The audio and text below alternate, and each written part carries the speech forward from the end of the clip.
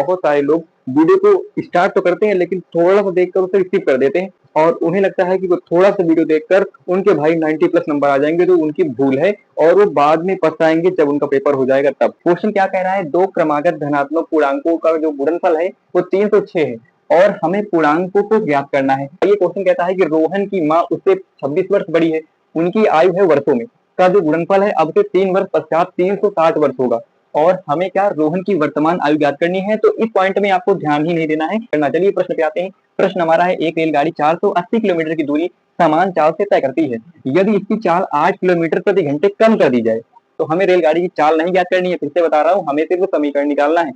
Hello दोस्तों, नमस्कार, मैं अमित और आप सभी का स्वागत है स्टडी विद अमित चैनल पे।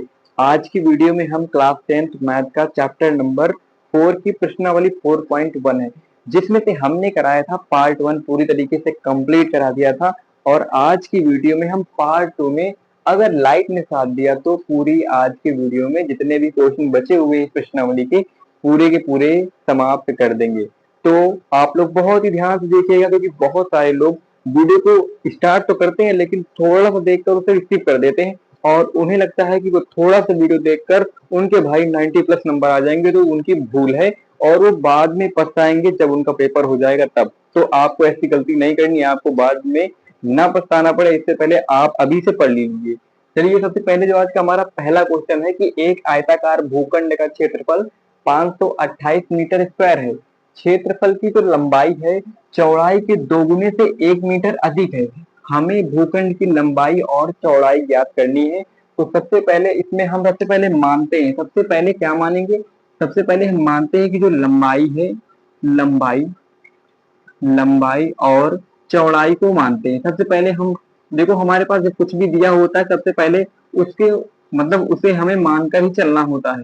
तो सबसे पहले देखो इसमें क्या बताया गया है कि जो लंबाई है वो चौड़ाई के दोगुने से 1 मीटर अधिक है, यानी चौड़ाई से मतलब चौड़ाई से कितनी, 2 गुने से 1 मीटर अधिक, यानी कि चौड़ाई अगर हम x मान लेते हैं तो जो लंबाई है चौड़ाई से 2 गुने से 1 मीटर अधिक है, तो यहाँ पर हम लिख सकते हैं कि 2x प्लस का 1, यानी कि आप एक बार फिर से रिवीज कीजिए कि यहाँ पर क्षेत्र की जो लंबाई है चौड़ाई के 2 गुने से 1 मीटर अधिक, तो चौड़ाई के 2 गुने से 1 मीटर अधिक, बिल्कुल उसी तरह हमने लिख दिया है।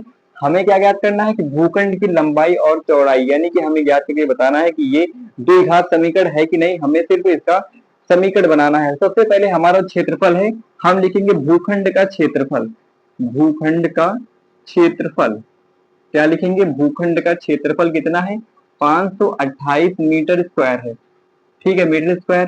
तो सबसे पहले हम क्या करेंगे, अब जो भूखंड का क्षेत्रफल होगा वो आयताकार होगा, बताया गया आयताकार है, आयताकार का जो क्षेत्रफल होता है लंबाई गुणे चौड़ाई होता है, यानी कि लंबाई हमारे पास है 2x प्लस का 1 और चौड़ाई क्या है हमारे पास x, तो x से इंटू में x कर देंगे और बराबर में हमारे पास पहले से लिखा हुआ है 528 मीटर स्क्वायर, तो बस मीटर स्क्वायर इसी तरीके से लिखा रहने देंगे और इसका गुणा इधर कर देंगे तो यहाँ पर हो जाएगा 2x स्क्वायर और प्लस का हो जाएगा x, और देखो अब ये जो हमारा 528 मीटर स्क्वायर है इधर तो प्लस में था, अगर बराबर के हम इस पार लाएंगे तो इधर हो जाएगा माइनस में, यानी कि यहाँ पर लिख सकते हैं हम 528 और बराबर 0 लिख सकते हैं। तो यहाँ पर जो हमने देखा कि जो x की वैल्यू हमारे पास आई, x के जो मान आई अधिकतम घात आई वो 2 आई, और जब x की अधिकतम घात 2 आती है तो वो हमारा जो समीकरण होता है वो 2 घात समीकरण होता है। तो यही हमें बताना था कि 2 घात समीकरण है कि नहीं, ये 2 घात समीकरण होगा कि नहीं होगा, बस सिर्फ हमें इतना ही बताना था इस वीडियो में, मतलब इस क्वेश्चन में। तो क्वेश्चन काफी बड़ा लग रहा था लेकिन जब सोल्यूशन जैसा करते हैं बस इतना ही होगा, हमें सिर्फ समीकरण बताना है और हमें बताना है कि ये द्विघात समीकरण है कि नहीं। तो चलिए इसको नोट कीजिए और अगर पसंद आए हो, अगर आप लोगों को क्वेश्चन पसंद आए हो तो वीडियो को लाइक, चैनल को सब्सक्राइब करिएगा। इसके बाद नेक्स्ट क्वेश्चन है, इसको जल्दी से नोट करिए। चलिए दोस्तों, अब हमारा प्रश्न नंबर दूसरा, यानी दूसरे का पार्ट नंबर दूसरा। तो ये क्वेश्चन भी बहुत ज्यादा आसान है लेकिन आप लोग ध्यान से देखेंगे तब, ठीक है, ध्यान से देखेंगे तो क्वेश्चन बहुत ही ज्यादा आसान है। क्वेश्चन क्या कह रहा है, दो क्रमागत धनात्मक पूर्णांकों का जो गुणनफल है वो 306 है और हमें पूर्णांकों को ज्ञात करना है। तो सबसे पहले हमारा जो पहली लाइन क्या कह रही है, दो क्रमागत धनात्मक पूर्णांक का जो गुणनफल है, यानी अगर हम मानेंगे, सबसे पहले हमारा जो काम होता है मानना कि दो क्रमागत धनात्मक पूर्णांक, दो क्रमागत जो धनात्मक पूर्णांक हैं, देखो इसमें कोई बात तो कर नहीं रहा है कि हमें चाहिए सम पूर्णांक या फिर हमें चाहिए विषम पूर्णांक। इसमें से बात कर रहा है कि हमें क्रमागत पूर्णांक चाहिए। तो क्रमागत पूर्णांक हम क्या मान सकते हैं, एक मान सकते हैं x और एक मान सकते हैं x प्लस का 1। यानी क्रमागत पूर्णांक पूछेगा तो हम इसी प्रकार मानेंगे, एक को मान लेंगे x और एक हम मान लेंगे x प्लस 1, क्योंकि क्रमागत पूर्णांक है दोनों। तो हमने दो मान लिए। अब क्या कहता है, इनका जो गुणनफल है वो 306 है, यानी इनका गुणनफल, यानी हम x और x प्लस का 1 दोनों को गुणा करेंगे और बराबर में 306 के बराबर कर देंगे। इतने में क्लियर, इतने में किसी कोई दिक्कत हो तो कमेंट जरूर करना।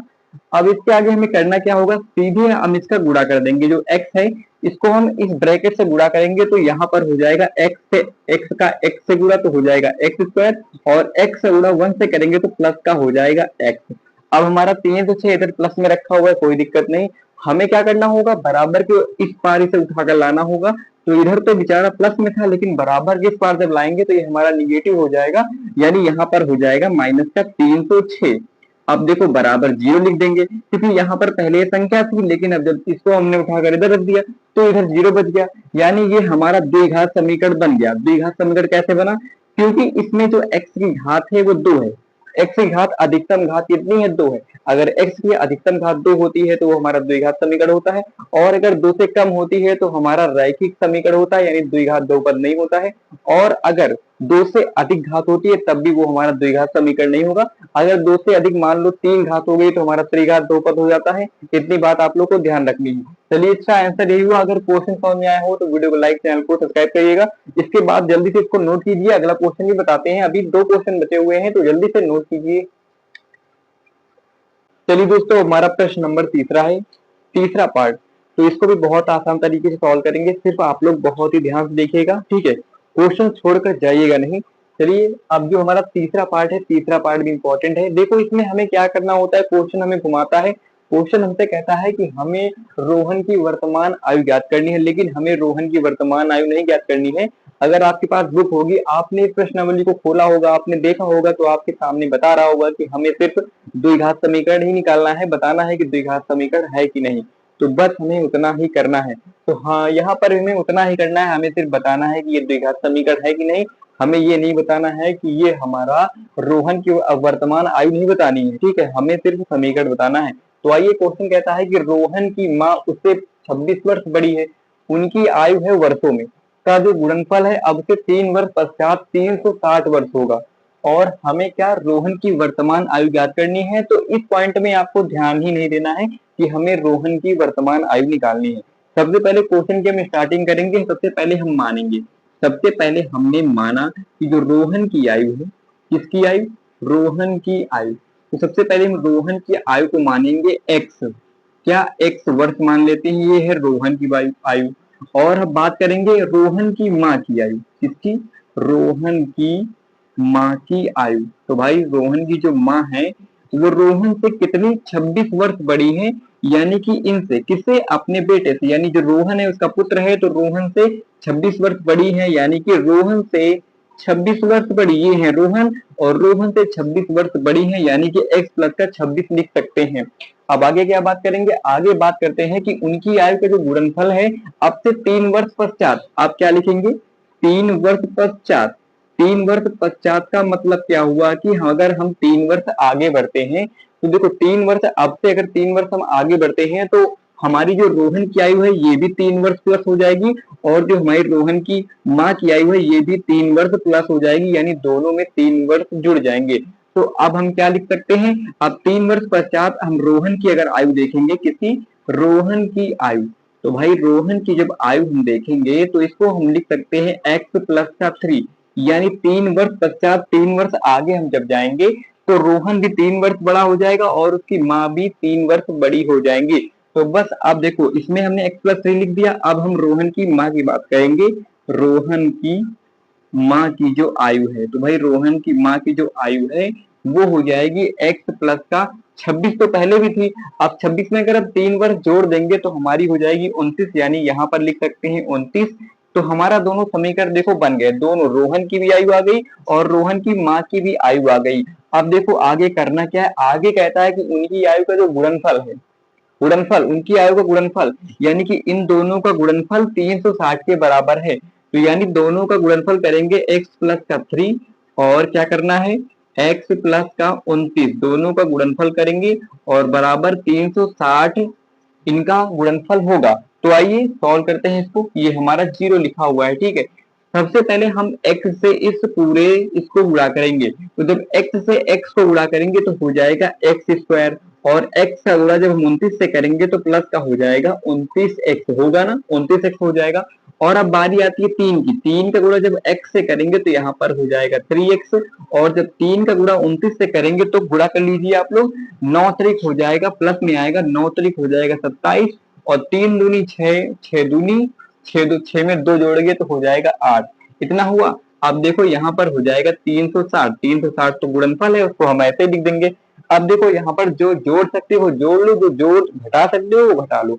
सबसे पहले हमारे पास एक्स स्क्वायर लिखा है, लिखा रहने दो। अब देखो 29x में अगर 3x हम जोड़ देंगे तो हमारा हो जाएगा 32x, और वो भी किसका, प्लस का 32x हो जाएगा। अब देखो ये इधर हमारा 360 प्लस में है, अगर ये पार्टी चेंज करके बराबर के इस पार आएगा तो इधर तो ये प्लस में था, लेकिन ये अपोजिट अपने से दूसरी साइड में आ गया, यानी ये माइनस में आ जाएगा। और अगर प्लस का 87 है, प्लस का 87 है, और अगर माइनस के 360 है तो क्या इसमें हम घटाएंगे तो कितना आएगा भाई, कितना आएगा। तो देखो इसमें से 27 आ रहा है, तो 27 यानी 200 कितना आएगा, 263 आएगा। घटा लो भाई कितना आएगा, 360 में अगर हम 87 घटाते हैं तो ये 10 में से 7 चले गए, 3 बचेगा, और 5 में से यानी 15 हो जाएगा, 15 में से 8 जाएगा, तो इधर हमारा बचेगा 8 और इधर 2, यानी 283 बचेगा भाई, 283। तो भाई यहाँ पर हो जाएगा यानी एक्स स्क्वायर प्लस का 32x और माइनस का 283 बराबर 0। तो इसमें हमें देखो मेन रूप से देखना क्या है कि ये दो घात समीकरण है कि नहीं, यानी जो इसमें x की पावर है वो x की पावर 2 है, अगर 2 है x की पावर, जो x की अधिकतम घात है, अगर वो 2 हमें मिलती है तो हमारा जो समीकरण होगा वो दो घात समीकरण होगा। क्या होगा, दो घात समीकरण, दो घात समीकरण होगा। अगर मान लो कि यहाँ पर x की पावर 2 ना आता, x की पावर 1 आ जाती अधिकतम, या फिर x की पावर 3 आ जाती, तो हमारा जो होता दो घात समीकरण नहीं होता, तो मतलब ये क्वेश्चन सॉल्व नहीं होता, मतलब इसका जो द्विघात समीकरण है वो नहीं बनता। तो ये हमारा द्विघात समीकरण है, क्योंकि इसमें x की जो पावर अधिकतम आई है वो 2 आई है। तो इसको भी जल्दी से नोट कीजिए। अगर अभी मतलब अब तक आपने अगर वीडियो को लाइक नहीं किया है तो वीडियो को लाइक कर दीजिए, चैनल को सब्सक्राइब कर लीजिए, और अगर क्वेश्चन कोई भी समझ में ना आया हो तो आप लोग कमेंट करके जरूर बताना। एक क्वेश्चन और बचा है, इसके बाद वो भी क्वेश्चन करते हैं, जल्दी से इसको नोट कर लीजिए, अगला क्वेश्चन इसके बाद बताते हैं। चलिए दोस्तों, हमारा प्रश्न नंबर चौथा यानी चौथा पार्ट बचा हुआ है, ये हमारा लास्ट पार्ट है। इसके बाद आपकी प्रश्नावली जो है पूरी तरीके से खत्म, ठीक है, पूरी प्रश्नावली 4.1 खत्म हो जाएगी। तो क्वेश्चन, इस क्वेश्चन को भी देखकर आप ये नहीं समझेंगे कि भाई ये क्वेश्चन में भी हमें रेलगाड़ी की चाल निकालनी है, हमें रेलगाड़ी की चाल नहीं निकालनी है, हमें निकालना है कि ये द्विघात समीकरण है कि नहीं। कि आप अगर सुन ले कि भाई यहाँ से यहाँ तक आप देखें कि हमें रेलगाड़ी की चाल ज्ञात करनी है, तो हमें रेलगाड़ी की चाल ज्ञात नहीं करनी है, हमें जो बताया गया है उसके अकॉर्डिंग हमें समीकरण, द्विघात समीकरण निकालना है। अगर द्विघात समीकरण निकलता है तो ठीक है, नहीं निकलता है तो द्विघात समीकरण नहीं है, हमें सिर्फ इसमें ये बताना है, ठीक है, और कुछ नहीं करना। चलिए प्रश्न पे आते हैं। प्रश्न हमारा है, एक रेलगाड़ी 480 किलोमीटर की दूरी समान चाल से तय करती है, यदि इसकी चाल 8 किलोमीटर प्रति घंटे कम कर दी जाए, तो अगर किसी की चाल कुछ घटाओगे, यानी हम पहले चल रहे थे 1 घंटे में, यानी 480 कुछ दूरी कुछ समय में बराबर स्पीड से चल रहे थे, किसी दूरी को किसी समय में समाप्त कर रहे थे, और अगर हम अपनी जो चाल है उसको घटा लेते हैं, मतलब 8 किलोमीटर प्रति घंटे अपनी चाल को कम कर लेते हैं, तो जाहिर बात है कि हमें समय ज्यादा लगेगा। तो ये कहता है तो वह उसी दूरी को तय करने में 3 घंटे अधिक समय लेता है। जाहिर बात है अगर हम स्लो चलेंगे तो हमें ज्यादा समय लगेगा। तो हमें रेलगाड़ी की चाल नहीं ज्ञात करनी है, फिर से बता रहा हूँ, हमें सिर्फ समीकरण निकालना है। तो चलिए सबसे पहले हम ज्ञात करते हैं कि जो हमारा सबसे पहले दूरी तय करेंगे। मान लीजिए जो रेलगाड़ी की चाल है, सबसे पहले मान लीजिए जो रेलगाड़ी की चाल है, रेलगाड़ी की चाल, तो भाई सबसे पहले मानना होता है इसी प्रकार की, अगर हम किसी चीज को मानेंगे नहीं तो वो लगेगा नहीं। जैसे हमने माना कि रेलगाड़ी की चाल x किलोमीटर प्रति घंटा है, ठीक, x किलोमीटर प्रति घंटा। तो भाई अगर x किलोमीटर प्रति घंटा है तो अगर हम कहेंगे कि 480 किलोमीटर की जो दूरी है उसको तय करने में कोई समय लगा होगा, यानी अगर हम कह सकते हैं कि जो 480 किलोमीटर है उसको तय करने में x किलोमीटर मतलब x घंटे लगे होंगे, कोई समय लगा होगा, तभी तो हमने 480 किलोमीटर की दूरी तय करी।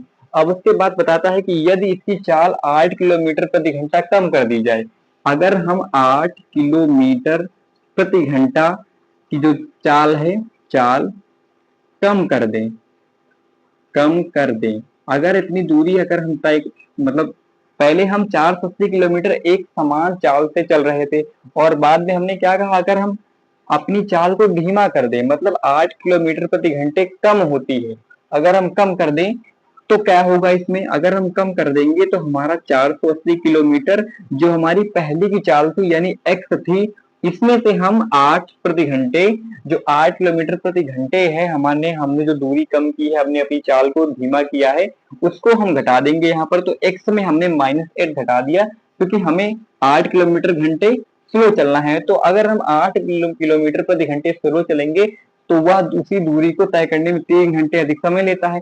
तो अब देखो क्या करना है आप सभी को, सबसे पहले इस दूरी से हम इस दूरी को घटा देंगे, तब हमें पता चल जाएगा कि क्या आपका दूरी निकलेगी, क्या आपका समीकरण बनेगा। तो सबसे पहले आइए इस समीकरण को सबसे पहले लिखेंगे।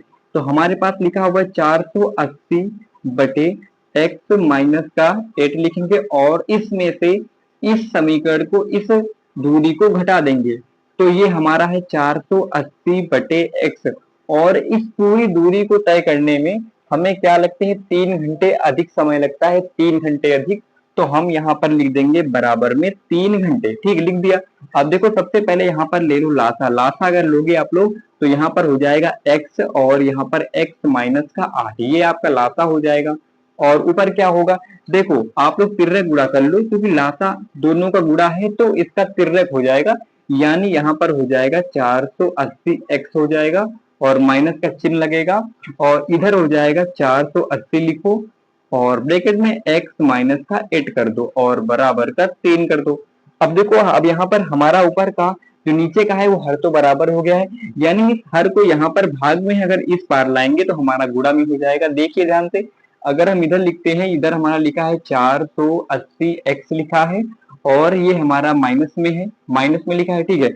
अगर इसका हम गुणा करते हैं तो हमारा यहाँ पर प्लस में है, अगर प्लस माइनस का गुणा होगा तो होगा माइनस, यानी यहाँ पर माइनस ही रहेगा और यहाँ पर हो जाएगा 480 x, ठीक है। क्योंकि हमने क्या किया है कि 400 x, 480 को हमने x से गुणा किया है तो माइनस का 400 x होगा और साथ में माइनस के 480 को अगर माइनस के 8 से हम गुणा करेंगे तो क्या होगा, यानी माइनस माइनस से गुणा हो जाएगा प्लस, तो यहाँ पर लिखेंगे प्लस और 8 का गुणा हम इससे करेंगे तो कितना होगा, 8 शून्य हो जाएगा शून्य और 8 8 64 हो जाएगा, यानी यहाँ पर हो जाएगा 64। हासिल आपके पास 4 आए क्योंकि 8 8 64। उसके बाद 8 चौक 32, 32 में अगर 6 जोड़ोगे तो आपका हो जाएगा 38, यानी 3840 आपका आ गया, ठीक है, 3840। और जब इसको उठाकर हम इधर ले गए, बराबर का चिन्ह लगाओ और इधर लिखो, इधर लिखे दे रहे हैं तो 3 तो हमारा पहले से लिखा था, ठीक है, और हमारा ये लिखा है 3 पहले से लिखा है इंटू में और x हमारा x माइनस का 8 ये हमारा लिखा हुआ है। सबसे पहले इसको सॉल्व करेंगे, देखो ये तो हमारा पूरा कट ही जाएगा, 480 एक प्लस में है और एक 480 माइनस में है तो दोनों कट गए। अब हमारे पास फिर बचा 3840 और अब हम सॉल्व करेंगे इसको, यानी 3840 ये तो लिखा हुआ है बराबर इसको सॉल्व करेंगे, इसका जब अंदर गुणा करेंगे तो यहाँ पर हो जाएगा 3x² और इसका गुणा जब पूरा इधर से करेंगे तो यहाँ पर हो जाएगा माइनस का 8 3 हो जाएगा 24x, इतना हो गया। अब देखो सबसे पहले क्या करेंगे, इसको ही उधर उठा लेते हैं। तो सबसे पहले हमारा ये जो लिखा हुआ है 3x² लिखा हुआ है और माइनस का 24x लिखा हुआ है, अगर इसको उठाकर हम उधर ले जाते हैं तो हो जाएगा माइनस का 3840 और बराबर क्या होगा, बराबर हो जाएगा 0। तो देखो यहाँ पर जो x की अधिकतम घात है वो कितनी है, तो यहाँ पर जो x की अधिकतम घात है वो हमारे पास 2 है। यानी अगर x की जो अधिकतम घात 2 होगी तो हमारा जो समीकरण होगा वो द्विघात समीकरण होगा। तो यहाँ पर भी हम लिख सकते हैं कि जो द्वितीय समीकरण है वो हमारा द्विघात समीकरण होगा। तो अगर द्विघात समीकरण है तो सही है, अगर द्विघात समीकरण नहीं होगा तो यहाँ पर हम लिख देंगे कि भाई द्विघात समीकरण नहीं है। तो यही दोस्तों आपका आंसर हो जाएगा। और ये जो प्रश्नावली 4.1 है ये भी आपकी इंड हो चुकी है, पूरे क्वेश्चन इसके हो चुके हैं। तो आई होप आप लोगों को जितने क्वेश्चन मैंने कराया है क्वेश्चन समझ में आए होंगे। तो आज की वीडियो बस यही रखते हैं। आई होप आप लोगों को आज की वीडियो पसंद आई होगी। वीडियो लाइक, चैनल को सब्सक्राइब करिएगा। मिलते दोस्तों प्रश्नावली 4.2 में। तो तब तक के लिए दोस्तों जय हिंद।